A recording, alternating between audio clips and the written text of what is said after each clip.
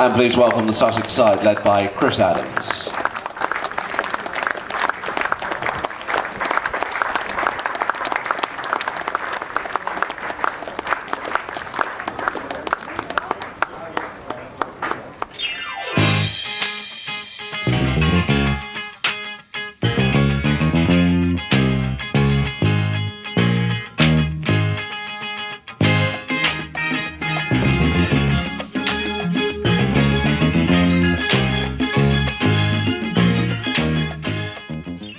My relationship with Sussex began very early in life.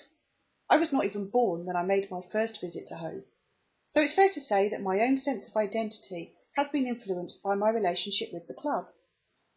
When applying the Johari window to myself, I can see how the fact that I am a Sussex fan shifts from my open pain, when I know and like someone, to my hidden pain, when I don't know someone or don't really like them. It's almost as if people have to pass a test in order for me to divulge this information about myself. Perhaps this is because supporting county cricket is a minority interest compared to football, and so it also feels more personal. Having said that, applying Goffman to myself, I can see how I do stage myself as a Sussex fan when I'm in an environment I feel comfortable in. I choose signifiers of Sussex as my props when presenting myself to the world. One example would be the images I select from my desktop or my computer at work, which often feature Sussex in some way.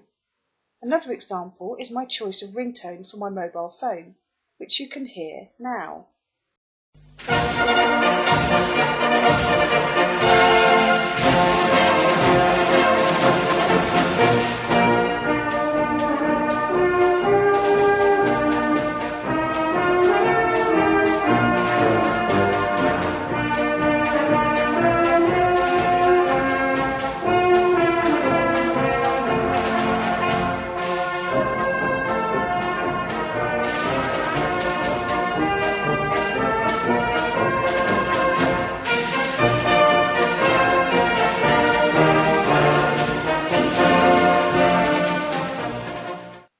Another thing which is clear to me is how my self-esteem is tied up with how well Sussex do.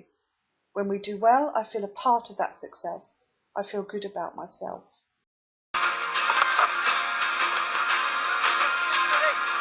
Clare is going to race back, but he's taken on Dwayne Smith. Oh, that's absolutely brilliant. You've heard from Nasser Hussain already. Do not take on the legs and the throwing arm of Dwayne Smith. But when we don't do well, I feel annoyed and grumpy. Some players act as role models to me too, because of the qualities they demonstrate, like determination, bravery, and integrity. I suppose they can be seen to represent aspects of my ideal self.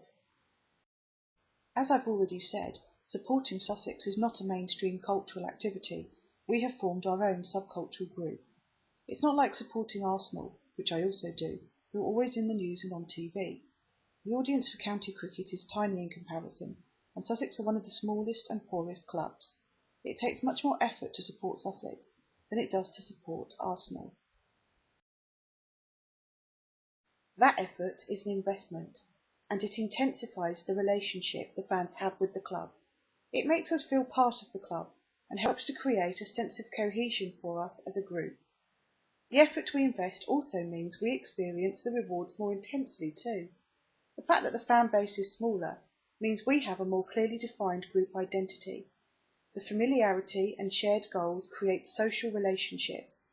I guess you could say that membership of this subcultural group fulfills needs of self-esteem and acceptance, according to Maslow.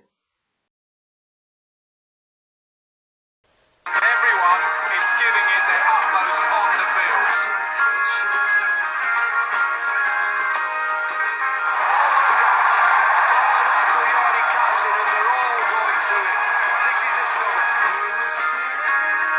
There's an attitude and there's the Sussex attitude, and when you watch them warm up and prepare the right way. Hard work is not something you can ever criticise this bunch of Sussex players. The fans don't just share the same goals and interests. We also share an ideology about what it means to be a part of Sussex. We buy into a value system which has been established at Sussex, and these values include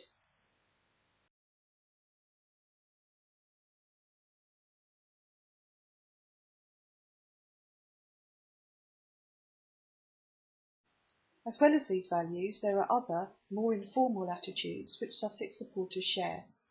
There is a consensus over which teams we like, Durham and Worcester, and teams we don't, Hampshire and Surrey. We especially dislike Shane Warne. As a Sussex fan, there are also some important rules that we all subscribe to. For example, when Sussex are batting, you are not allowed to leave your seat to go to the toilet. If you do, then Sussex will inevitably lose a wicket and you will get the blame. It's also important not to praise a Sussex batsman who is batting really well. If you do praise him, then he will be out immediately. This process is called goat mouth. You are allowed to lavish praise on one of the opposition's batsmen and must do it as genuinely as possible. He too is then likely to be out. This process is called reverse goat's mouth. Goat mouth and reverse goat mouth are an example of a code created and used by us as a group. Understanding the rules reinforces your place within the group. Thinking about it now, it's the fact that we are a small minority group which allows us to have such clearly defined rules, codes and values. Our team might not get the press coverage, and other people might think we are weird for liking county cricket, but this just makes us feel all the more proud. This is a team that are genuinely working together. They genuinely enjoy each other's success. When you go down to Hove and you play against Sussex, they are in the nets before anybody else. They're throwing balls at each other. They want to see success from each other. They want to help one another. So the 2009 winners of the 2020 Cup are Sussex.